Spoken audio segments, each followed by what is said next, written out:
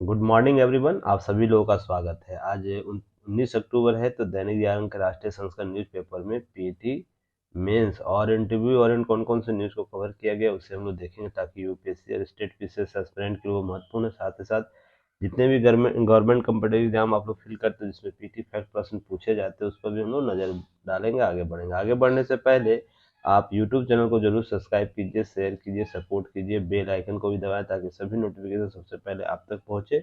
और युक्ति आईएएस का ऐप जरूर डाउनलोड कीजिएगा। ऐप और वेबसाइट आपको अवेलेबल है, तो सभी युक्ति वेबसाइट यूज करने के लिए युक्ति IAS.in पर जाइएगा, www.yuktiis.in, या तो फिर live.yuktiis.in पर विजिट करके हमें वहां पा सकते हैं।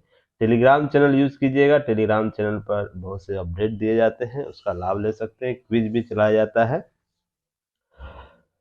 आगे बढ़ते हैं। आगे बढ़ने से पहले कुछ चीज़ें हैं, ध्यान रखिएगा। मेंस आंसर राइटिंग प्रोग्राम चलाया जा रहा है 69 बीपीएससी मेंस का, तो आप उसका लाभ लीजिएगा। अधिकतम वो स्टार्ट होने वाला है। तो चलिए आगे बढ़ते हैं।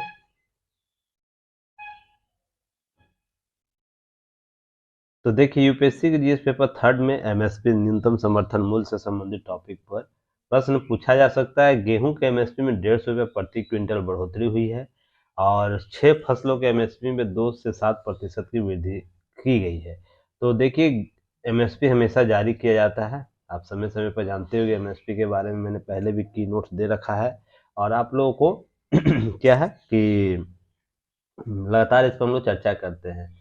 एमएसपी का निर्धारण देखिए होता है कि प्रधानमंत्री की अध्यक्षता में आर्थिक मामलों की मंत्रिमंडल समिति ने विपणन वर्ष 2024-25 के लिए यह फैसला लिया है। कृषि लागत और मूल्य जो आयोग है, आयोग की सिफारिश पर यह मंजूरी कौन देता है? केंद्रीय मंत्रिमंडल का जो आर्थिक मामलों का मंत्रिमंडल समिति वो देता है। सिफारिश कौन करता है? तो आपको आयोग करता है। तो ये सब चीजें आप लोग को याद रखना। तो चलिए, कमेंट सेक्शन में सबसे पहले यह बताइएगा, कृषि लागत और मूल्य आयोग क्या है, यह किस प्रकार की अनुशंसा करता है, कितने फसलों की अनुशंसा करता है और एमएसपी कितने फसलों पर दी जाती है। क्लियर है?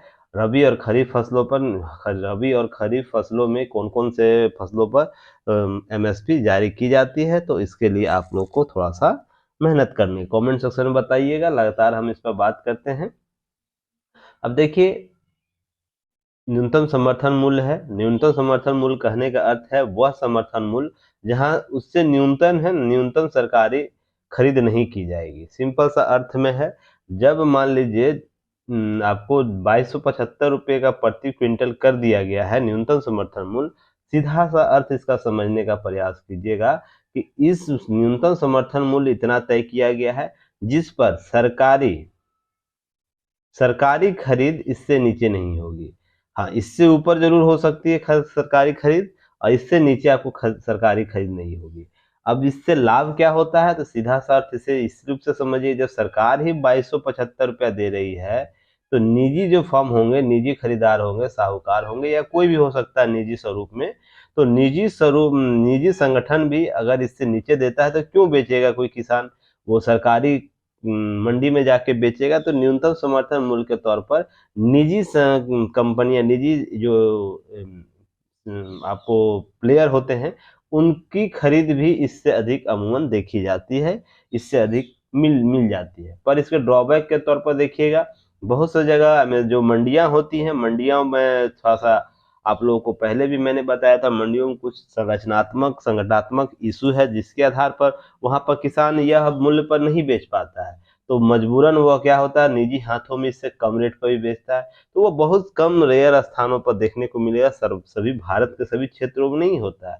तो न्यूनतम समर्थन मूल्य का सीधा अर्थ है किसानों को एक न्यूनतम राशि के रूप में गारंटी देना कि सरकार आपकी बीज जो होगी, मान लीजिए गेहूं की उत्पादन जो होगा होने वाले समय में, आपको फरवरी में इसका उत्पादन हो जाएगा, उसका बुआई से पहले न्यूनतम समर्थन मूल्य जारी किया जाता है। हमेशा याद रखिएगा, बुआई से पहले समर्थन मूल्य होगा, किसी भी फसल के बुआई से पहले।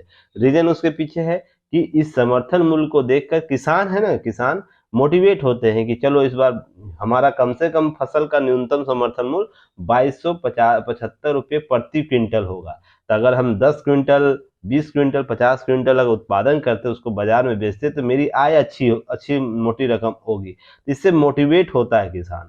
साथ ही साथ बहुत सी चीजें इसके साथ आती है, तो ध्यान रखिएगा न्यूनतम समर्थन मूल्य हमेशा फसल रोपण के पहले अर्थात फसल की जब रबी फसल होगी तो रबी फसल के बुआई से पहले आएगा, खरीफ होगा तो खरीफ फसल के पहले आएगा, बुआई के खरीफ फसल के बुआई के पहले।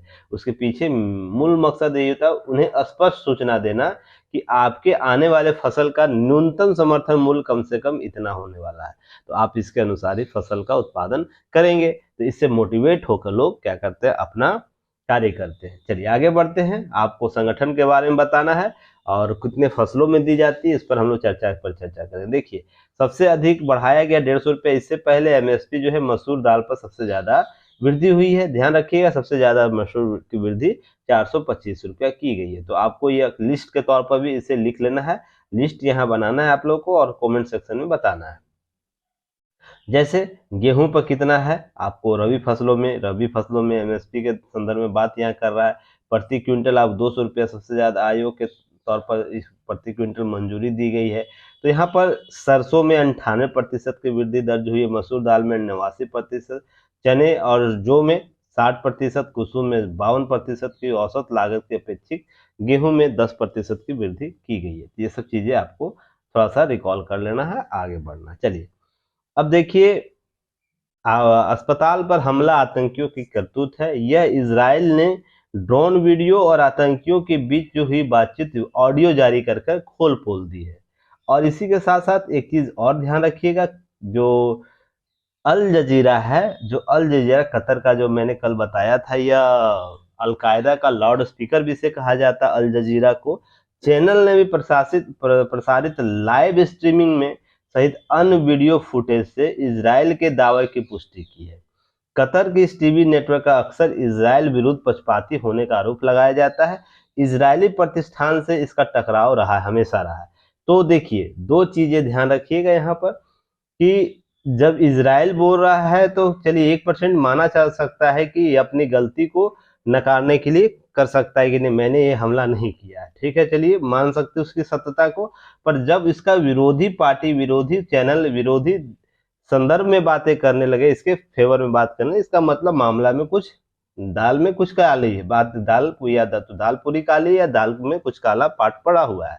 तो यहाँ पर अल जजीरा ने साफ फुटेज और वीडियो के माध्यम से यह बताया कि यह इजराइल जो दावा कर रहा है सही कर रहा है।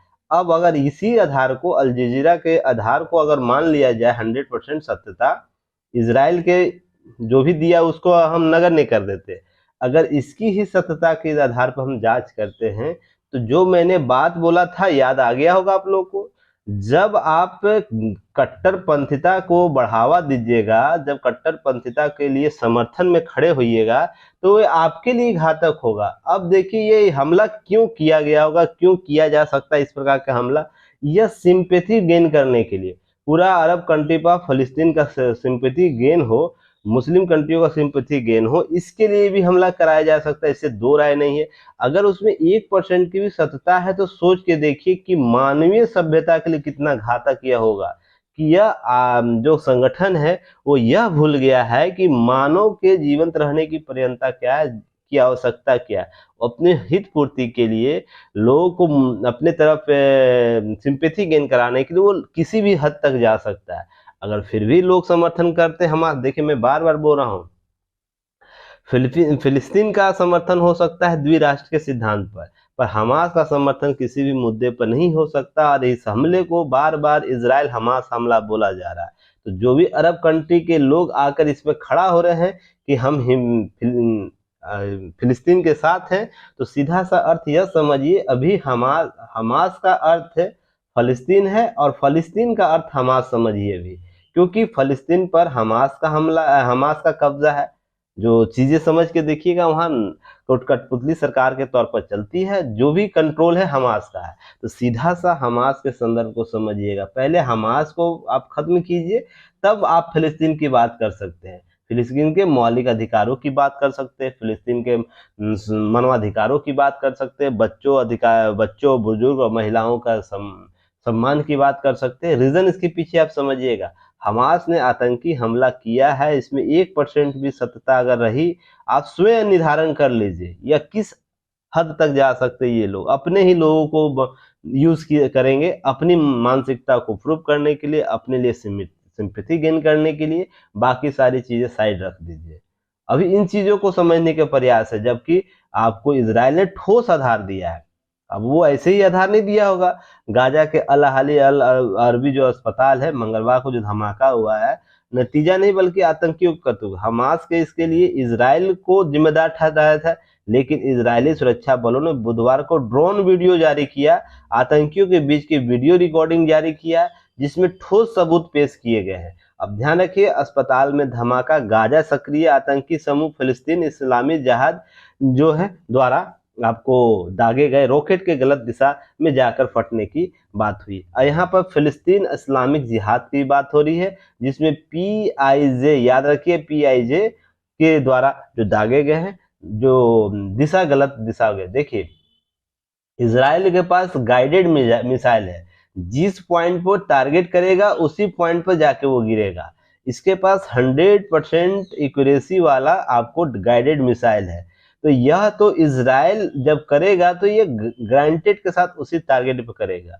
पर यहाँ पर वीडियो में जो आया है, रिकॉर्डेड वीडियो आया है, और जो संपूर्ण तथ्य जांच किया जा रहा है, वहां पर यह कबूला जा रहा है जो ये संगठन के लोग हैं उनके द्वारा कि दिशा, रॉकेट का दिशा गलत हो गया और वो जाके कहाँ गिरेगा इसे उन्हें नहीं पता है। तो ये जाके अस्पताल पर ही गिर गया। और जिसके बाद चीजें आपको समझने का प्रयास कीजिएगा। अब देखिएगा, अब इजराइल हमला कर रहा है, इजराइल जो हमला करता है उसके दो प्रकार के टारगेटेड मिसाइल है। टारगेटेड जो बम बलस्टर, जिसे क्लस्टर बम कहते हैं, वो दो प्रकार के हैं। एक याद रखिएगा, एक क्लस्टर बम है नोक नोक वाला, एक क्लस्टर बेन है, ठीक है ना। मैं जो आपको आकृति दिखा रहा हूं उसे देखिएगा, उसके बाद दोनों की संदर्भ समझिएगा। ये जो क्लस्टर बम है ये आपको 8 से 9 मीटर भूमि में जाके गड्ढा करके ब्लास्ट होता है, और ये क्लस्टर बम दो सीरीज में जाता है। एक क्लस्टर बम पहले जाएगा जहां पर मान लीजिए यह कोई प्लेस है जहां पर ये टारगेट किया गया है। तो पहले मान लीजिए बम है या तो टारगेटेड बम गिराया जा रहा है, जो सुरंग बनाई गई है फिलिस्तीन के क्षेत्रों में, सुरंग बनाई गई है आपूर्ति करने के लिए, बहुत से गोला बारूद रखने के लिए सुरंग, बहुत से सुरंग बनाए गए। उस सुरंग में भेदने के लिए पहले एक जाएगा, एक हमला करेगा, इस पर सुरंग करेगा, फिर दूसरा गाइडेड मिसाइल जाएगा, इसी में जाके ब्लास्ट करेगा। तो दो रूप में यह ब्लास्ट होता है, जिसमें यह क्षेत्र जो होगा पूरा गड्ढे से हो जाएगा, नस्ता नाबूद हो जाएगा। तो इस आधार पर भी आप इस वीडियो में देख सकते हैं कि इस जो अस्पताल है वहां पर केवल आग जली है, उस क्षेत्र में जो अस्पताल का क्षेत्र है जला है, उस प्रकार का गाइडेड मिसाइल का निशान नहीं मिला जो इजराइल कर रहा है। तो यह साफ साफ में आप अर्थों में समझिएगा कि इजराइल द्वारा यह गाइडेड मिसाइल नहीं छोड़ी गई थी। अब यहाँ पर कुछ चीजों को समझने का प्रयास कीजिएगा। अगर हमास और जो इस्लामिक जिहाद है, फिलिस्तीन इस्लामिक जिहाद है, अगर दोनों में से किसी ने ये किया है तो आप समझ के देखिएगा कि मानवता कहाँ पर आके टिकती है, ठीक है ना।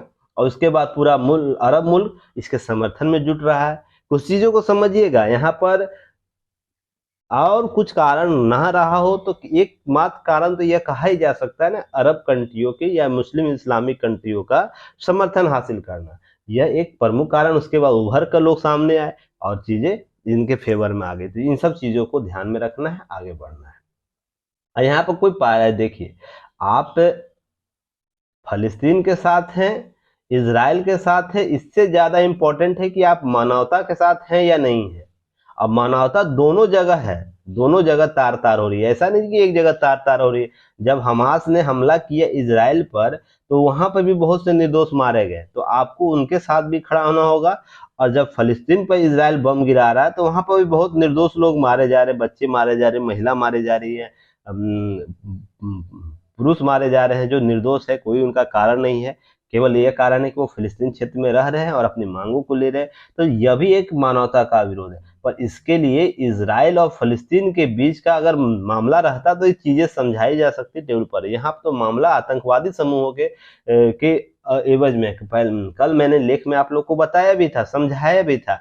अगर आप इसी संदर्भ में हमास का समर्थन करते हैं, जब फलस्तीन के मामले में वो अपनी राय रख रहा है, अपनी बातें रख रहा है कि हम मिलिटेंट ग्रुप है, हम इसका आजाद कराएंगे, तो यह आतंकवादी समूह संगठन के तौर पर। अब ऐसे ही तालिबान में अफगानिस्तान के मामले में तालिबान की बात की जाती है। और उस दिन भी मैंने बोला था, आप भले विश्व पीछे हट गया हो तालिबान के मामले में, जाके वीडियो खोल लीजिएगा। ऐसा नहीं कि मैं हमास के मामले में ये बात बोल रहा हूँ पहली दफा, अफगानिस्तान के मामले में मैंने ये बात बोला था, जाके वीडियो यूट्यूब पर पड़ी हुई है, जाके देखिएगा। मैंने साफ शब्दों में बोला था, तालिबान जिस जिस जिस बंदूक की नोक पर सत्ता स्थापित किया है ना, वो लोकतांत्रिक स्वरूप नहीं है, वो अस्थायी स्वरूप नहीं है। जब इसकी लोकतांत्रिक मान्यताएं जब तक ये स्थापित नहीं करेगा, विश्व में एक राष्ट्र के तौर पर नहीं उभर कर आ पाएगा कि हम इसे अपनी वार्ताओं के तौर पर रखें, स्टेडी पार्टनर के तौर पर इसे शामिल। कोई राष्ट्र इसे तालिबान को समर्थित, जो अफगानिस्तान की सरकार है, उसे यह नहीं दे पाएगी। और विश्व में आपको बने रहने के लिए, विश्व के देशों के साथ बने रहने के लिए लोकतांत्रिक स्वरूप आपका होना जरूरी है। साथ ही साथ न्यूनतम, अगर साम्यवादी भी हैं तो न्यूनतम लोकतंत्र तो आपके पास होनी ही चाहिए ना, ताकि आपको देश क्या करे, आपके साथ साझेदार बन सके, आपको साझेदार बनाया जा सके वैश्विक। अब केवल आपके विचारधारा के लोगों के साथ अगर आप जुड़े हुए, तो वो वैश्विक ग्लोबलाइजेशन तो है नहीं। आज का विश्व जो है वैश्विक ग्लोबलाइजेशन के दौर पर चल रहा है, एलपीजी के दौर पर चल रहा है, जहां पर सभी की जरूरतें अपने आसपास के क्षेत्रों के साथ है। और आने वाले समय में मान लीजिए 20 साल 50 साल के बाद और यह ठोस रूप से और मजबूत होगी। तो आपको आने वाले समय में सभी राष्ट्रों की जरूरत होगी। तो आप फिर कहाँ स्टैंड कर पाएंगे, आपकी विचारधारा कहाँ स्टैंड कर पाएगी। इसलिए मैंने उस दिन भी बोला था कि आपको इस प्रकार की लोकतांत्रिक स्वरूप अपनानी होगी, जहां पर तालिबान जो तालिबान का जो प्रकृति है, तालिबान का जो स्वरूप है, वो चेंज करना पड़ेगा। आपकी राजनीतिक मांगे थी, आपने किया, पर आप उसी आधार पर, बंदूक के नोक के आधार पर शासन प्रशासन करना चाहेंगे, तो आपको यह प्रॉब्लम्स क्रिएट होंगे विश्व के देशों के साथ तालमेल बैठाने के लिए, जो वर्तमान में हो रहा है। जहां भारत के संदर्भ में ही देखा जा सकता है, तालिबान क्या किया, तालिबान अपना दूतावास वापस कर लिया भारत से। उसके पीछे लॉजिक जिसने दिया था, मैंने बताया भी था आपको क्या कारण रहे। मान्यता ही नहीं देगा, भारत जैसे देश जो है विश्व का सबसे बड़ा लोकतंत्र देश है, वो मान्यता ही नहीं देगा आपको, आप कितना भी कुछ कर लीजिए। पर इससे पहले लोकतांत्रिक स्वरूप में लोकतांत्रिक स्वरूप में अफगानिस्तान की सरकार थी, तो भारत वहां इन्वेस्ट कर रहा था। और आप भारत को हल्के में नहीं ले सकते। जिस देश को भारत मान्यता देगा, वहां विश्व के अन्य देश बिना कुछ सोचे समझे मान्यता देंगे। रीजन उसके पीछे कि भारत का जो स्वरूप है शासन प्रशासन का, वो लोकतांत्रिक है। वो विश्व समुदाय को साथ में लेकर चलने वाला, वसुधैव कुटुंबकम वाला कॉन्सेप्ट लेकर चलता है। तो ये चीजें आपको ध्यान में रखनी होंगी। इस सारे तथ्य आपको इसी आधार पर जांच किए जाएंगे। अब फिलिस्तीन का मामला ले लीजिए, या किसी भी संदर्भ के इस जो खून खराबे से शासन प्रशासन स्थापित करना चाहते हैं, उसके पीछे के मौलिक स्वरूप को समझने का प्रयास कीजिएगा। चलिए आगे बढ़ते हैं। अब देखिए, पति पत्नी सहित आजम खां को 7 साल की सजा हुई है। तो ये थोड़ा सा आप लोग अपडेट होइएगा, ज्यादा इंपॉर्टेंट नहीं, बस अपडेट रहिएगा कि सजा हुआ है। वर्तमान विधायक रहे थे, उनके बाद इन सब चीजों को समझने का प्रयास कीजिएगा। चलिए अब लीजिए, कल कुछ दिन पहले ही मैंने चुनाव पर जो खर्च किए जा रहे हैं, जो मुफ्त की रेवड़ियां बांटी जा रही है, उस पर मैं चिंता व्यक्त कर रहा था, बोल रहा था कि अतिरिक्त बोझ होगा, अतिरिक्त बोझ होगा। तो आप लोग चीजों को किस तरीके से समझे, वो अलग मकसद है। देखिए, आरबीआई की रिपोर्ट एक बात बोल रही है, जिसमें आपको समझना होगा कि आरबीआई क्या कह रही है, आरबीआई के तथ्य क्या कह रहे हैं, और राज्य के लिए चिंता का विषय क्यों है। वर्तमान में लोगों को लगता है कि मुझे मुफ्त मिलना चाहिए, अधिकार है मेरा। बहुत बेहतर है कि आपको अधिकार यह है। मैं बार बार बोलता हूं, जिन राज्यों की एसेट संख्या अधिक है, एसेट मात्रा अधिक है, वो जरूर अपने राज्य के नागरिकों को मुफ्त में चीजें दे। पर उन राज्यों के लिए बहुत घातक है जिनके पास कर्ज लेकर ये मुफ्त की चीजें दी जा रही है। इसको समझने का प्रयास कीजिएगा। वर्तमान में हम सिर्फ बात करें मध्य प्रदेश की, राजस्थान, छत्तीसगढ़, तेलंगाना की बात करें, जो 2019 से 22 के दौरान इन सरकारी सरकारों ने कुल 5,03,126 करोड़ रुपए का कर्ज लिया है। जो समझ सकते हैं किसी एक राज्य के, मान लीजिए हम मिला लें, बहुत से राज्यों में जो मान लीजिए आपको छोटे राज्य होते हैं उनके कुल ऐसे जीडीपी के बराबर होता है। आरबीआई ने अपनी रिपोर्ट अभी हाल ही में जारी किया है, जिसमें वो कहा है कि मध्य प्रदेश, राजस्थान, छत्तीसगढ़ को लेकर कहा है कि इन राज्यों पर बढ़ता कर्ज लंबे समय तक बरकरार नहीं रखा जा सकता है। अब यह कर्ज क्यों नहीं बरकरार रह सकता है? कोरोना के बाद भारतीय इकोनॉमी जिस तेजी से पटरी पर लौटी, उसका असर इन राज्यों के राजस्व पर भी दिखने का आसार है। ऐसे में नई सरकारों की तरफ से कुशल वित्तीय प्रबंधन दिखाया जाए तो कर्ज लौटाने की चुनौती को पार पाया जा सकता है। नहीं तो क्या होगा, हम वैसी स्थिति में आएंगे जहां पर कर्ज पर राज्य पर अतिरिक्त बोझ बढ़ेगा, कर्ज का बोझ बढ़ेगा, जो अमूमन उस राज्य की जनता को भोगना पड़ेगा। अब रिजर्व बैंक की ओर से राज्यों की बजट पर हर वर्ष एक रिपोर्ट जारी करता है। इसे राज्यों की वित्तीय स्थिति और सरकार के आर्थिक प्रबंधन की स्थिति जानने सबसे सटीक रिपोर्ट माना जाता है। इस संदर्भ में समझिएगा, तो इसने जारी किया है, कुछ चीजों को समझिएगा। वर्ष की सालाना रिपोर्ट का पड़ताल करके कुछ तथ्यों को छानबीन किया और इसने जो तस्वीर पेश की है उसे ध्यान रखिएगा। पिछले 3 वर्षों में प्रमुख राज्यों के जो है, मध्य प्रदेश में 89,044 करोड़ 444 करोड़, राजस्थान ने 1,47,600 करोड़, छत्तीसगढ़ ने 28,280 करोड़, तेलंगाना ने लगभग 2,37,402 करोड़ रुपये कर्ज लिया है। मार्च 2023 तक मध्य प्रदेश ने कुल 3,78,617 करोड़ रुपये, राजस्थान पर 5,37,033 करोड़ 13 करोड़ रुपये, तेलंगाना पर 3,66,600 करोड़ रुपये का कुल कर्ज है। तो सोच के देख सकते हैं, मध्य प्रदेश, राजस्थान और तेलंगाना का कुल कर्ज की बात की जाए मार्च 2023 तक की, तो स्थितियां आपको समझ में आएगी। जो अपने कुल जो एसडीजीपी जो है, एसडीजीपी स्टेट जो आपको आंकड़े हैं, जिसके आधार पर हम सकल घरेलू उत्पाद निकालते हैं, तो राज्यों का सकल घरेलू उत्पाद जो होता है उसके जो हाईएस्ट रेशियो है उससे कहीं अधिक है। तो इसे समझने का प्रयास कीजिएगा। और छत्तीसगढ़ सरकार ने विधानसभा में बताया कि जनवरी 2023 तक उस पर कुल 82,125 करोड़ रुपया का कर्ज है। तो यह कहीं ना कहीं फिर भी जो है मुक्त रेवड़ियां जो भेज दी जाती है उस पर प्रश्न चिन्ह लगाता है कि सरकार इस दिशा में किस रूप से आगे बढ़ेगी, उसके पास कुछ ठोस आधार नहीं है। और मैं बार बार एक ही बात बोलता हूँ, आप लोग इस चीज को समझिएगा। बेशक इन राज्यों का अधिकार है अपने जनता को मुफ्त देने का, इसमें दो राय नहीं है, पर उसके लिए शर्त यही है कि आपका एसडीजीपी जो है वो अधिक होना चाहिए।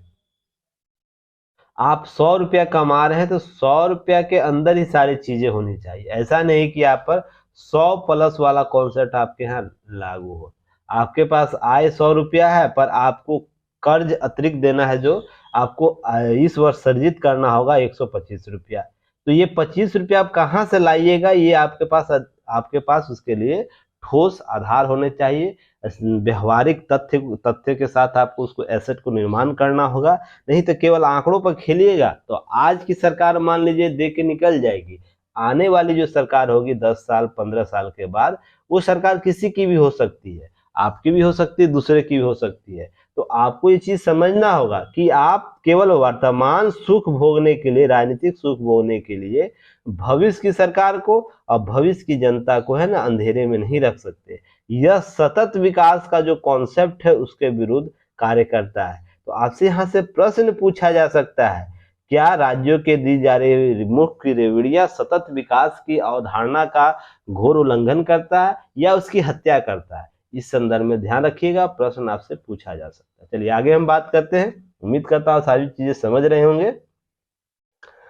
सिंपल सा अर्थों में चीजों को समझने का प्रयास कीजिएगा। अब पीटी फैक्ट याद रखिएगा, 8 राज्य हाई कोर्ट में 17 जजों की नियुक्ति की गई है, जिसमें आपको ध्यान रखिएगा किन किन राज्यों में हुआ है, एक बार देख लीजिएगा इस लिस्ट से।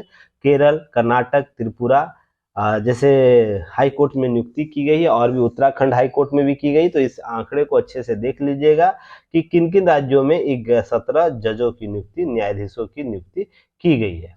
कुल है ना। चलिए आगे बढ़ते हैं, पीटी फैक्ट है, आप लोग इसे कर सकते हैं। अब वायुसेना ने किया लंबी दूरी के ब्रह्मोस मिसाइल का सफल परीक्षण। पीटी फैक्ट के तौर पर याद रखिएगा, लॉन्च किया ब्रह्मोस क्रूज मिसाइल। तो ब्रह्मोस क्रूज मिसाइल के बारे में आप लोग कमेंट सेक्शन में बताइएगा। ब्रह्मोस क्रूज मिसाइल किस प्रकार का क्रूज मिसाइल है, कि कितने मैक की मिसाइल है, और साथ ही साथ इसके कौन कौन से वर्जन काम कर रहे हैं। ठीक है, चलिए आगे बात करते हैं। अब ये 1500 किलोमीटर अधिक की यात्रा कर सकता है, ध्यान रखिएगा। तो इन सब चीज़ों को अच्छे से देखिएगा। अब एक चीज़ और आप लोग अपडेट होइएगा कुछ चीज़ों को देखिए। राज्य के बाहर से अधिक यात्रा से बचे बंगाल के राज्यपाल।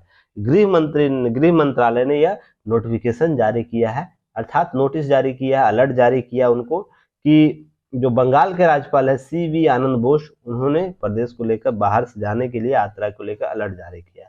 अब बात है कि राजभवन ने चेतावनी पत्र भेजकर राज्यपाल को निर्धारित ट्रेवल लिमिट्स से अधिक मात्रा में बचने के लिए कहा है। तो नियमों के मुताबिक राज्यपाल एक साल में 73 दिन तक राज्य से बाहर रह सकते हैं। बंगाल के राज्यपाल इस साल अब तक राज्य से बाहर 73 बार यात्रा कर अधिकतम सीमा को पहुंच गए हैं, जबकि साल खत्म होने में भी 2.5 महीना बाकी है। नवंबर दिसंबर बाकी है ना, अभी तो 15 दिन चल रहा है, ये भी आधा महीना 20 दिन 10 दिन रखिए आप। तो यहाँ से यह सीखने को मिलता है ना कि कानून से बड़ा कोई चीज नहीं है, कानून से बड़ा ना कोई पद है, आपको कानून के अनुसार चलना होगा। अब 73 दिन है तो 73 दिन का ये कुछ देखिए।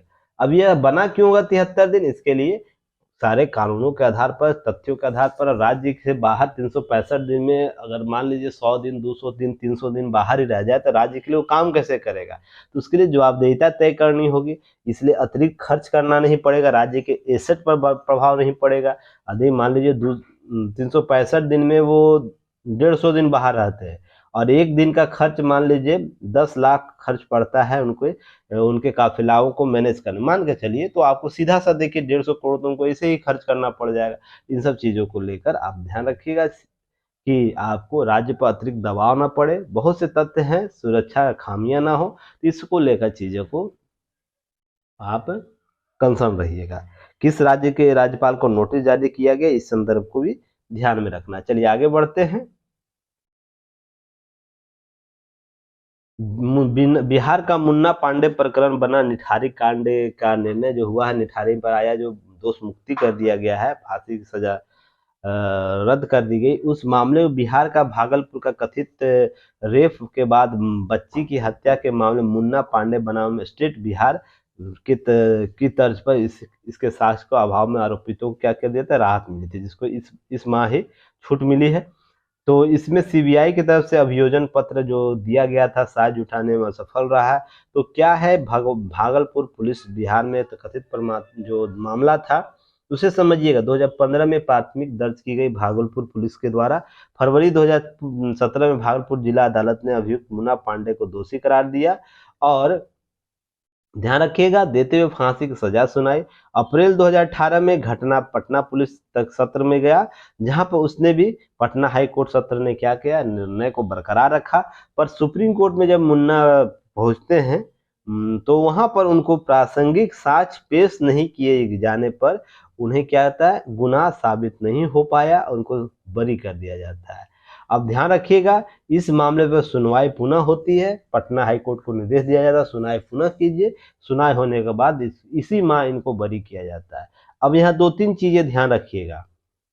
दो चीज, पहला पद तथ्य यह रखना, जो भी जांच एजेंसियां हैं वो कर्तव्यनिष्ठ होकर कार्य नहीं कर रही है, तभी तो अपना जांच में किसी निर्दोष व्यक्ति या तो किसी उस व्यक्ति को नामजद कर रही है जो इस मामले में है भी नहीं, तो किन लोगों को बचाने का प्रयास कर रही है, ये एक महत्वपूर्ण तथ्य है। दूसरा कि हम जब न्यूनतम अदालत में जाते हैं तो उनमें योग्यता की कमी भी देखी जा रही है, अयोग्यता की कमी, कि आपको यह तथ्य समझ में नहीं आ रहा है कि सुप्रीम कोर्ट और हाई कोर्ट में किस प्रकार के साक्ष्यों की जांच की जाती है, जिसके आधार पर आपके फैसले को वहां बदल दिया जाता है। तो इससे दो राय नहीं है कि आपको केस पर पूर्ण स्टडी करने की जरूरत है और चीजों को जो लंबी जाएगी।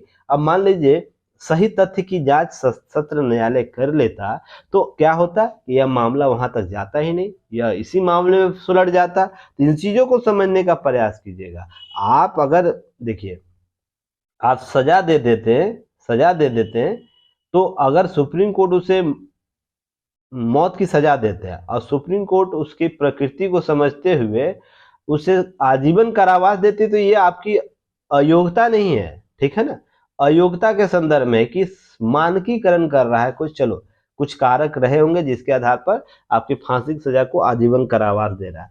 अब आपने फांसी की सजा दे दी है और उसे निर्दोष दे रहा है, तो यह पूरा बवंडर मिस्टेक हो गया, 360 डिग्री अपोजिट डिसीजन हो गया ना। तो यहाँ पर अयोग्यता के योग्यता से संबंधित चीजों को समझने का प्रयास कीजिएगा।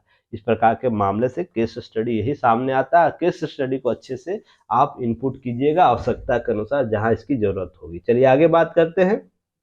और आगे बात अभी मैं नहीं करूंगा, आज आप लोग करेंगे, क्योंकि आज कौन सा दिन है, आज उस दिन के लिए आपसे रिव्यू लिया जाता है किस प्रकार से दैनिक जागरण का आज आर्टिकल आप लोग समझते हैं। सप्ताह में 5 दिन मैं आर्टिकल का एनालिसिस करता हूँ, एक दिन आप लोग करते हैं और एक दिन टेस्ट देते हैं।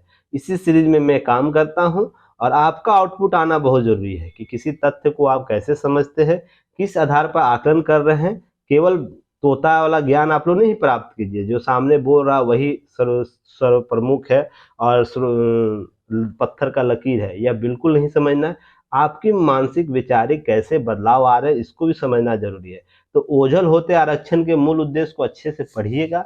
इस लेख में लेखक जो है वो क्या कहना चाहता है, पहले पॉइंट में आपको समझा देना है इसकी प्रासंगिकता किस मामले में देखी जा रही है। उसके बाद आपको इस मूल संरचना का, मूल लेख का संरचना क्या है, उसकी मूल संरचना क्या क्या किन किन मुद्दों पर बात कर रही है, और उसके बाद निष्कर्ष के तौर पर अपनी वैचारिक बातों को रखिएगा।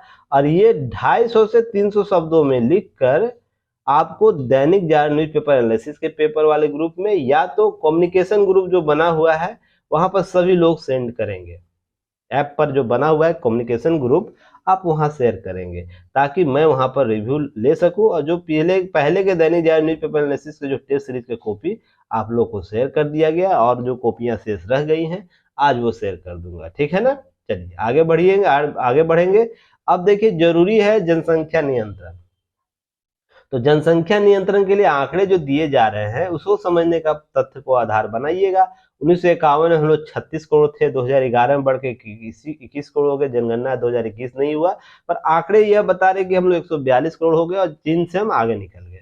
बात तो सही है, पर हमारे पास सीमित संसाधन है, जनसंख्या का बोझ नहीं उठा सकती, अतः जनसंख्या नियंत्रण प्राथमिकता देते हुए 2 या 3 बच्चे होते हैं पर अच्छे होते हैं के नारा को बदलकर, जो 70 80 90 के दशक में बदलकर क्या किया गया, हम और हमारे दो नारा दिया गया। लोगों ने इसका महत्व समझते हुए परिवार नियोजन, नसबंदी जैसे जैसे क्या किया, आपको न केवल आग्रह किया गया बल्कि केंद्र और राज्य सरकार ने इसके सफल बनाने के लिए व्यापक अभियान भी चलाए। धीरे धीरे राज्य देश में महत्व को समझा। बढ़ती जनसंख्या को रोकने के लिए, महत्व समझने के लिए क्या किया गया, निर्णय लिया गया जिसमें 2 से ज्यादा बच्चे वे स्थानीय निकाय चुनाव नहीं लड़ सकते, ये प्राथमिक तौर पर देखा गया। उसके बाद इस सब का परिणाम भी आया। 1961 से 71 और 71 से 81 के मध्य जनसंख्या वृद्धि दर 24% थी, जो घटकर 2001-11 के बीच में 71% हो गई। पर 1951 से 2011 की जनसंख्या वृद्धि को देखें तो 253.33% रही। अब जनसंख्या वृद्धि तो बढ़ी हुई है, इसमें हिंदू जनसंख्या वृद्धि दर 218.29% वृद्धि हुई, वही मुस्लिम आबादियों में 386.37% की वृद्धि हुई। अर्थात हिंदुओं में 1.5 गुना से ज्यादा अधिक मुसलमानों की जनसंख्या वृद्धि हुई। तो इस प्रकार के परिवार नियोजन का जो कॉन्सेप्ट था, जनसंख्या नियंत्रण का कॉन्सेप्ट था, वो कहीं ना कहीं एक तरफी हो गई, एक दिशीय हो गई। इसे समझने का प्रयास कीजिएगा। अब हिंदुओं में भी वर्ग विभेदन देखने को मिलता है, मुस्लिम की तो बात अभी साइड में रखिए। अब हिंदुओं में जो भी वर्ग विभेदन है, जात के आधार पर जो वर्गीकरण किया जा रहा है राजनेताओं के द्वारा, और गणना जो सर्वे बिहार में की गई है उसके आंकड़े यह बताते हैं कि जो आंकड़े हैं क्या कह रहे हैं, आंकड़े यही कह रहे हैं कि पिछड़े वर्ग 27.12% वर्ग जो है पिछड़े वर्ग से है, अति पिछड़े वर्ग से 36.10% यानी पिछड़ी अति पिछड़ी कुल जनसंख्या कितना है 63.13%। यह आंकड़ा हिंदू समाज के सवर्ण बनाम पिछड़ा जाति, अति पिछड़ा बनाम वेमनेस को बढ़ाता है।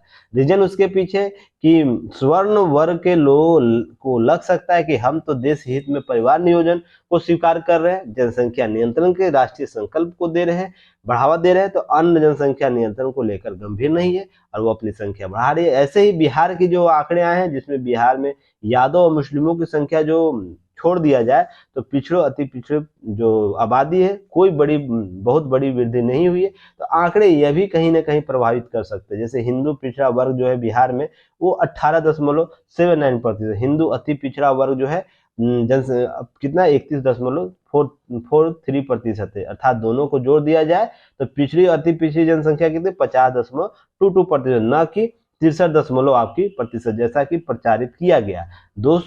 दरअसल शेष मुसलमानों की संख्या है। तो ध्यान रखिएगा, यहाँ पर चीजों को समझने का प्रयास किया। 2-3 से मान की समस्या उत्पन्न होगी। पहला समस्या यह उत्पन्न होगी, जनसंख्या नियंत्रण कार्यक्रम पलट जाएगा। सीधा सा समझिएगा, इसके मूल उद्देश्य से भटक जाएगा। दूसरा, जिन जातियों में, जिन जाति या वर्गों में जनसंख्या कम आंकड़े आएंगे वो जातियां पुनः अपने सशक्त करने के लिए, लामबद्ध करने के लिए अपनी जनसंख्या वृद्धि को कायम रखेगी। जिस तथ्य के आधार पर अन्य की हिंदुओं में भी अति पिछड़ा वर्ग और पिछड़ा वर्ग की बात होती है या मुसलमानों की बात होती है, जहां तक हम बात करें, अब वहां आपको क्या होगी, जब ये लोग नहीं कंट्रोल करेंगे तो जो जातियां कंट्रोल कर रही हैं उनमें यह समस्या क्यों हम देखेंगे नहीं। वो भी बोलेंगे कि मैं भी जाति हूँ, अपने वर्ग अपने समुदाय को क्यों कम करूं, अपने जनसंख्या को कम करूं, क्यों करूं, अधिक रहेगी तो ही तो संसाधनों पर अधिक हमारा हक होगा। सीधा सा अर्थ यह समझिए, यह भी एक समस्या। तीसरा, उन राज्यों के लिए समस्या होगी जो यह जनसंख्या नियंत्रण नियोजन जो परियोजना है, नियोजन रखने के लिए, स्वनियंत्रण रखने के लिए जो कार्यक्रम चला रहे हैं, जैसे दक्षिण के राज्यों में जहां जनसंख्या कंट्रोल हो चुकी है या स्तर पर है, उन राज्यों में विवाद खड़ा होगा। जो बहुत जनसंख्या वाले और कम जनसंख्या वाले राज्यों के बीच विवाद होगा। जैसे वित्त आयोग में यह आपको 15वें वित्त आयोग, 14वें वित्त आयोग में भी देखने को मिला था। तो इस प्रकार से राज्य के स्तर पर, जात के स्तर पर, व्यक्ति के स्तर पर प्रॉब्लम क्रिएट्स होंगे, जिसको निदान कराना सबसे बड़ा समस्या होगा कि हम इसको कैसे सॉर्ट आउट कराएंगे। इसके लिए हमें स्वयं के स्तर पर आपको समझने की जरूरत होगी कि जनसंख्या के आधार पर हिस्सेदारी का जो क्या नारा देश की जनसंख्या नियंत्रण नीति में जो है मेल खाता है। सबसे पहले ये समझना होगा कि जनसंख्या के आधार पर हिस्सेदारी का जो नारा है क्या देश की जनसंख्या के नियंत्रण की नीति से मेल खाता है। एक तथ्य आपको ध्यान रखें, 1947 से देश में विभाजन का आधार जनसंख्या ही था। जिस तरफ मुस्लिम आबादी ज्यादा थी वह इलाका भारत से कट गया। आज भी मुस्लिम बहुल कश्मीर में यही स्थिति देखने को मिलती है। तो देश में जातिवादी नेता अपनी जाति की संख्या दिखाकर ही दल और सत्ता में अपने आने का हिस्सेदारी मांग सकते। इसी कारण बिहार में जातीय जो गणना की गई है, सर्वे किया गया है, बाद देश में शेष जाति जनगणना जो है गणना की मांग उठ रही है और केंद्र के स्तर पर जातीय जनगणना कराने की मांग उठ रही है। तो इसे समझने का प्रयास कीजिएगा। अपनी जाति के लोगों को अपील करेंगे वे परिवार नियोजन को नकार दे, सीधे से अर्थ में यही बात निकल कर आएगी। तो फिर हम जनसंख्या को नियंत्रण कैसे करेंगे, सबसे बड़ा डिमेरिट इसका होगा। दूसरा कि हम अगर संसाधनों का फिर वितरण कैसे करेंगे, फिर तो माराकाटी शुरू हो जाएगी। जिसके पास अधिक संपन्नता होगी वही संसाधन का उपभोग करेगा, तो फिर जो जिनके पास आय का स्रोत नहीं है, कम है, उनकी स्थिति क्या होगी। इस तथ्य को समझिएगा। साथ ही साथ आरक्षण की 50% की सीमा खत्म करने की मांग अभी से होने लगी है। तो इसकी स्थिति फिर क्या होगी, आपको संवैधानिक रूप से, विधिक रूप से, या हम इस रूप से समझे कि हम इसे कैसे शासन प्रशासन में लागू करेंगे। तीसरी चीज आपको आएगी, इसके बाद जनसंख्या लगाम लगाया जाए, यह मांग अब ठंडे बस्ते में जाती दिख रही है। जो बुना गया ताना बाना, इस चीज को समझने का प्रयास कीजिएगा। ये जातीय गणना जनसंख्या नियंत्रण के राष्ट्र की आवश्यकता है, इस पर उतना ही ध्यान देने की बात की जा रही है। कुल मिलाकर बात यही है कि आप और हम तय कैसे करेंगे कि हमारी स्थिति क्या होगी। हमारी स्थिति क्या होगी, हम जनसंख्या नियंत्रण वाले श्रेणी वर्ग में जाए या जनसंख्या बढ़ाने वाले वर्ग में जाए। तो जनसंख्या नियंत्रण वाले वर्ग में जाएंगे तो सारे संसाधनों का उपभोग अगर इधर वाले को मिलेगा तो हम फिर क्या करेंगे, तो ये यह स्थिति राज्य के समान सामने भी आएगी। तो इस स्थिति में आपको एक स्टैंड और राज्य को स्टैंड लेना होगा, सरकार को एक स्टैंड लेना होगा सख्त रूप से कि हम क्या करें। इस तथ्य की खोज बहुत जल्द होगी, वर्तमान समय में बातें चलेंगी कुछ दिनों के बाद। अभी हम बात करते हैं, और भारतीय प्रधानमंत्री नरेंद्र मोदी जी के द्वारा ये बातें भी की गई है, देश में दो ही वर्ग हैं, दो ही वर्ग है, दो ही जात है। क्या है? एक गरीब वर्ग, गरीब जात, और एक अमीर वर्ग। आपको और हमको इसी तथ्य पर लड़ने होंगे। इसमें सभी जातियों के, सभी धर्मों के लोग आ जाएंगे, इसी में भी सभी धर्मों, सभी जातियों के लोग आ जाएंगे। ऐसा नहीं कि SC ST वर्ग के लोग इस वर्ग में नहीं है, अमीर नहीं है, बहुत से लोग हैं। अब इधर हम मान ले तो बहुत से ऐसे स्वर्ण वर्ग है जो जो गरीब नहीं है। इस तथ्य को समझने की जरूरत है। जनसंख्या नियंत्रण हमारे राज्य के, हमारे देश की आवश्यकता है। इस पर कंट्रोल करने के सभी भारतीयों का प्राथमिक कर्तव्य होना चाहिए, क्योंकि संसाधन हमारे पास लिमिट है, और संसाधन लिमिट है तो रिसोर्स को बेहतर प्रबंधन करने की तकनीक डेवलप करने में प्राथमिक उद्देश्य, प्राथमिक कदम क्या हो सकता है कि जनसंख्या क्या हो, जनसंख्या सीमित हो, तभी हम बंटवारा सही कर पाएंगे। नहीं तो फिर अगर हम इसे अनियंत्रित कर देते हैं तो मान के चलिए आने वाले 50 साल 100 साल के बाद भारत में गृह युद्ध होगा संसाधनों पर क्या अधिकार जमाने के लिए, कि हमारे पास अधिक पैसा है तो हम इसका मालिक होंगे, तुम्हारे पास कम पैसा है तो तुम मालिक नहीं होंगे। तो फिर हम उसी पुरातन तकनीक पर चलने को मजबूर हो जाएंगे कि अनियंत्रित जनसंख्या पर संसाधनों का हक किसका होगा। ठीक है ना? इस चीज को समझिएगा। आज नहीं समझ में आ रहे तो आपके बच्चे आने वाले समय में खुद समझ जाएंगे। नेतृत्व की भूमिका में महिलाएं, तो लगातार देखिए महिला सशक्तिकरण की जो बात की गई आर्टिकल 14 से, जहां उत्पत्ति मानी जाती है सभी का अधिकार सुनिश्चित हो, वहां पर महिला अधिकार क्या है? कुल जनसंख्या में 63.3% करोड़ जो है महिलाएं हैं, 45 करोड़ महिलाओं में उम्र 15 से लेकर 64%। तो जो वर्तमान महिला सशक्त हो रही है, धीरे धीरे और भी अपनी जो जनसंख्या आधी आबादी की है वो और भी सशक्त होकर सामने आ रही है।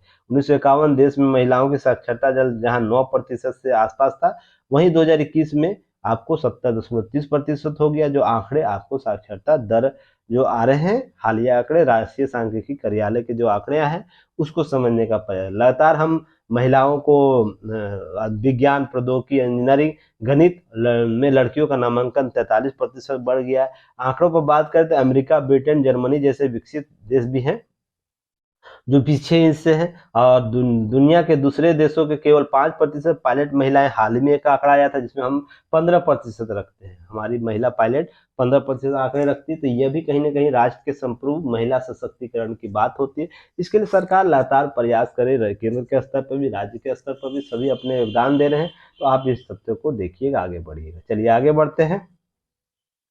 चलिए आगे कुछ नहीं, आगे एक दो बातें हैं, तथ्यों को देखने की जरूरत है। देखिए, आर्टिफिशियल इंटेलिजेंस से बढ़ेगी नौकरियां। आंकड़ा आया है, इंटेलिजेंस और इलेक्ट्रॉनिक्स और सूचना प्रौद्योगिकी मंत्रालय की तरफ से एक AI को लेकर बनाई गई एक्सपर्ट कमेटी थी। उससे रिपोर्ट में यह बात बोला है कि सर्वे कराया था, 38% कर्मचारी यह मानकर बैठे हुए हैं, आशंकित है कि AI से उनकी नौकरियां प्रभावित हो सकती है, और 13% यह मानकर बैठे हुए कि AI से उनकी नौकरियां समाप्त हो जाएगी। सीधा सा अर्थ में जानिएगा कि कंप्यूटर जब आया था राजीव गांधी काल में, तो कंप्यूटर को लेकर यही बातें हो रही थी, यह क्या करेगा, नौकरियों को समाप्त कर देगा। तो नौकरियों को समाप्त करने के साथ साथ इसने बहुत से सृजन किया। आज क्या कंप्यूटर के बिना या इलेक्ट्रॉनिक्स आइटम के बिना कोई व्यक्ति जीवित रह सकता है? कोई भी जीवित रह सकता है? सोच के देखिएगा। जो शिक्षण संस्थान या इस प्रकार के एक्टिविटी में लगा, जहां से उसको उसकी आवश्यकता है, तो इसने बहुत से पुरानी पद्धतियों को समाप्त जरूर किया है, पर नए अवसरों को सृजित भी तो किया है। ऐसे ही AI है, पुरानी जो पद्धति है, कार्यशैली, उसको यह समाप्त करेगा और नई कार्यशैली को जन्म देगा। तो इसके लिए आपको कौशल होना होगा। AI तकनीक पर आधारित सूचनाओं को संग्रह करना होगा। AI आधारित सूचनाओं पर आपको संग्रह करके आपको सृजित स्वयं को करना होगा कि आप इस AI कॉन्सेप्ट को अडॉप्ट कर सके। तो इस प्रकार की नौकरियों की वृद्धि होगी।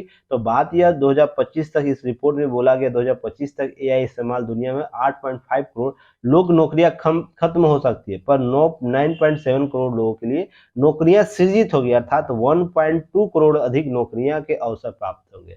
जहां पर हम 7.5 की बात करें, 9.75 की बात कर रहे हैं, याद रखिएगा नई नौकरियां सृजित जब होगी, इसके साथ साथ पुरानी नौकरियों को रिप्लेस किया जाएगा। इसे ध्यान रखिएगा, इससे हम 1.2 करोड़ नौकरियां और भी नए सृजित कर सकते हैं। तो कुल मिलाकर बात है कि एआई से banking, retail, health care, manufacturing, विभिन्न सेवाओं में आपको कौशल, एआई आधारित कौशल प्राप्त करना होगा, तो आपकी नौकरियां सुरक्षित हो और आप अच्छे डिमांडेबल होंगे। जो लोग, ध्यान रखिएगा, जो लोग कंप्यूटर आने से पहले उनकी दिहाड़ी मजदूर 20 रुपया 15 रुपया थी, वो कंप्यूटर आने पर वही दिहाड़ी 120 रुपया 150 रुपया 180 रुपया हुई थी। ठीक है।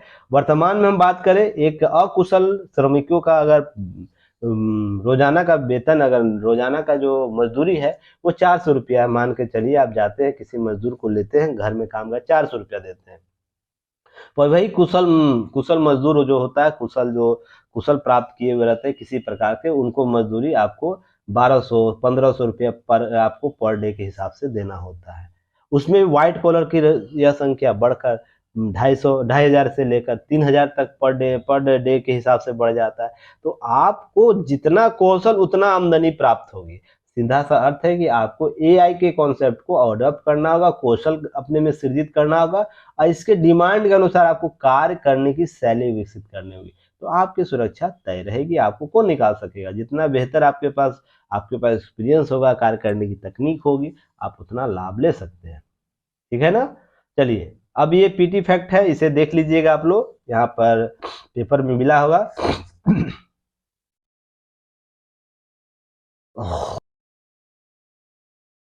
पीटी फैक्ट के तौर पर इसे देखिएगा, रफा क्रॉसिंग खोल दिया है, खोल क्यों नहीं रहा है, मिस्र रीजन उसके पीछे इसने बोला है, बहुत से कारण है। उसे बोल रहा है कि अपनी जनता को वहीं रहना चाहिए, आज़ादी के मांग को लेकर, द्विराष्ट्रीय मांग को लेकर उसकी जनता वहीं रहनी चाहिए, अर्थात फिलिस्तीन में ही रहनी चाहिए। ये सब तथ्य ये दे रहा है। और इसके ये चर्चा का विषय हो गया रफा क्रॉसिंग क्या है, कहाँ पर है। भूमध्य सागर और मिस्र और भूमध्य सागर के मध्य, देखिए यहाँ पर रफा सागर है, रफा जो क्रॉसिंग है, जहाँ पर गाजा पट्टी से लोग मिस्र में आ सकते हैं। यह दक्षिण पट्टी है, ठीक है ना, यह गाजा पट्टी के दक्षिण में स्थित है। यहाँ पर है एक क्रॉसिंग, इरेज क्रॉसिंग, इसे भी याद रखिएगा। और रफा क्रॉसिंग, जो केलम सोलम क्रॉसिंग, 2-3 क्रॉसिंग है, इसे याद रखिएगा। पीटी फैक्ट के तौर पर आपसे पूछ सकता है किस दिशा में, आपको उत्तर दिशा में यह है, दक्षिण में 2 है, तो इसे आप लोग याद रखिएगा। चलिए आगे बात करते हैं। इसके तथ्य के साथ साथ आपको यह देखिएगा, आसारा क्यों नहीं दे रहे हैं अरब के देश, तो उनको इनका यह कहना है, उनके ये तथ्य को समझने का प्रयास कीजिएगा, उनकी अपनी समस्या है। देश में शरण दे दो, फिलिस्तीन के जो लोग हैं, फिलिस्तीन के लोग वापस नहीं जाएंगे, और जहां वे अपना राज्य बनाना चाहते हैं, ऐसे में एक स्वतंत्र राष्ट्र की उनकी मांग कमजोर हो जाएगी। यह तथ्य एक तरफ से सही भी माना जा सकता है, और जरूरी है कि फिलिस्तीन अपनी जमीन पर बने रहे। उसके लिए देखिए, मानवीय सहायता देने के लिए इसराइल भी इसके लिए राजी हो गया है। मिस्र मांगा था तो इसराइल भी राजी हो गया। अब यहाँ देखिए, अस्पताल में सैकड़ों मौत, अरब जगत में गुस्सा है। जो प्रदर्शन हुआ, मैंने बताया भी था आप लोग, 1% भी सत्यता जांच अगर की जाए और तथ्यों को, अल जजीरा के तथ्यों को मान लिया जाए, जो इजराइल का विरोधी माना जाता है, ठीक ना, इस प्रकार के संगठनों का समर्थन ईरान का है, तो इसे समझिएगा, अगर 1% उसका तथ्य की जांच भी सही मान लिया जाए, तो यह कहीं ना कहीं इसी रूप में लाने के लिए, इस आपको अरब देशों का समर्थन प्राप्त करने के लिए किया गया होगा। इस प्रकार के देखिए, युद्ध में हर चीज जायज है। हम लोग भारतीय संस्कृति से प्रेरित धारणा तो है नहीं वहाँ, जहाँ पर हम लोग जंग में भी नैतिकता देखते हैं। सूर्य के बाद अस्त्र नहीं चलाते हैं, प्राणिक तौर पर हम लोग बात करते हैं ना। हमारा महाभारत इतिहास रहा है, रामायण का इतिहास रहा है, जहाँ पर हम सामने वाले दुश्मनों की भी क्या करते हैं, उससे सम्मान देते हैं। नहीं तो रामायण का यह संगीति आपको कहाँ मिलेगा कि लक्ष्मण को श्री राम बोलते हैं कि लक्ष्मण, जब रावण मर जाता है तो उससे जाकर कुछ उसके सिरहाने पर बैठकर क्या करो कि ज्ञान प्राप्त करो। तो ज्ञान प्राप्त करता है, सोच के देखिएगा। इस प्रकार की मौलिक जो प्रवृत्ति रहती है, जहां पर हम युद्ध में भी अपनी नैतिकता दिखाते हैं, तो यहाँ पर इस प्रकार की प्रवृत्ति अगर ऐसी रहती तो कभी भी अस्पताल पर इस प्रकार के हमले नहीं होते। पर यह इस प्रकार की जो सोच है, कट्टरवादी सोच है, वो हमेशा इस प्रकार की धारणा होगी जहां पर मानवता कहीं ना कहीं प्रभावित होगा। अब मैं हमेशा बोलता हूँ, सबसे स्टैंड सर्वाइवल चीजें होनी चाहिए, क्या होनी चाहिए, मानवता।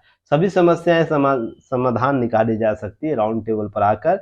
बस उसके लिए तथ्य सही होने चाहिए, आपको समय सही होने चाहिए, लोग सही होने चाहिए, तब आप सही समस्याओं का समाधान ढूंढ सकते हैं। नहीं तो आप अपनी मर्जी का अपने ही, मान लीजिए आपके ऊँट का गर्दन बड़ी और टेढ़ा क्यों है, इस तथ्य को साबित करने के लिए कोई आधार बना सकते हैं? नहीं, क्योंकि उसकी डीएनए में यह है, डीएनए में यह, मेरी ऊँट की गर्दन लंबी और टेढ़ी रहेगी।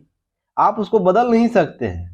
उसके लिए डीएनए में उसके चीज़ों को समझिएगा, इस चीज़ को, तथ्य को समझते हुए आगे बढ़िएगा। कुल मिलाकर बात यही है कि जो तथ्य दिए जा रहे हैं, अमेरिका ने हमास पर 10 संबंधों पर प्रतिबंध वित्तीय नेटवर्क पर लगाया है, बातें चल रही है, हम कंट्रोल करेंगे। और इंटरव्यू में देखिए, इस्लामी राज्य की स्थापना, जिहाद समूह जो लक्ष्य है, जो हमला किया है, बम अस्पताल पर गिराया है, उसके जो नाम ले रहा है इजराइल, उसको समझने का वो क्या है, उसका ऑर्गेनाइजेशन कब गठित किया गया। तो यह किया गया फिलिस्तीन, जो फलस्तीन है, याद रखिएगा, आतंकी समूह इस्लामिक जिहाद जो है, गाजा के अस्पताल पर हमले का आरोप से इनकार किया। अब वो इनकार क्यों नहीं करेगा, इसकी प्रवृत्ति रहती है इन लोगों की। अब गाजा, इजराइल में गाजा के अस्पताल में हुए धमाके इस्लामी जिहाद समूह जिम्मेदार मान बताया जा रहा है। अब अल जजीरा भी इसे बोलता है। इस्लामिक जिहाद ये क्या है, इसके कैसे काम करना, तो इसे समझने का प्रयास कीजिएगा। इस्लामिक जिहाद की स्थापना आपको फातिह सिकाकी अब्देल अजीज होदा के द्वारा 1970 के दशक में किया गया था। यासिर अराफात थे जो, उनके फ़लस्तीन के लिबरेशन ऑर्गेनाइजेशन से मोह भंग के बाद इस्लामिक जिहाद का समर्थन मिला। आप ध्यान रखिएगा, यह कहीं न कहीं यह बेसिक मोर पॉइंट था जहाँ पर यह विचारधाराओं में परिवर्तन हुआ। 1996 में माल्टा में सिकाकी की हत्या कर दी गई। उसके बाद समूह में इजराइल के विनाश करके इस्लामी राज्य की स्थापना की शपथ ली। अब देखिए क्या बोल रहा है, इजराइल का विनाश करेंगे हम, तब हम इस्लामी राज्य की स्थापना करेंगे। अब इस समझ को देखिएगा, इस प्रकार की कट्टर विचारधाराओं को जब आगे बढ़ाया जाएगा, तो इस प्रकार से वेस्ट बैंक, ताजा गाजा में यह शामिल है और वर्तमान स्थिति है यही हो रही है। समूह ईरान इसे फंडिंग देता है। ईरान कौन देता है, इसे फंडिंग करता है ईरान इस संगठन को। और उसके बाद यहाँ तथ्य को देखिएगा, इस्लामिक जिहाद बेरूत और दमिश्क में विदेशी मुख्यालय खोले हुए। हमास के बाद इस्लामिक जिहाद दूसरे सबसे बड़े सशस्त्र नेटवर्क है, ध्यान रखिएगा इन क्षेत्रों में। और इसके पास रॉकेट है, मोडार है, एंटी टैंक मिसाइलें हैं। तो समझ के देखिए इन वर्गों के पास मिसाइल, ये हथियार कहाँ से आता है। अगर यही मानवता के संदर्भ में इस्लामिक जिहाद इजराइल, अमेरिका, यूरोपीय देशों में अपनी संगठन घोषित कर रखा है, ध्यान रखिए आतंकी संगठन घोषित कर रखा है इन समूहों को, इजराइल, अमेरिका और यूरोपीय देश। तो इन सभी चीज़ों को, तथ्यों को जांच कीजिएगा, अच्छे से पढ़िएगा। जो एनालिसिस आप लोग करने बोला, उसका आप लोग की पॉइंट बना के आप लोग ग्रुप में शेयर कर देना। फिर कल हम लोग मिलेंगे, तब तक के लिए धन्यवाद, जय हिंद।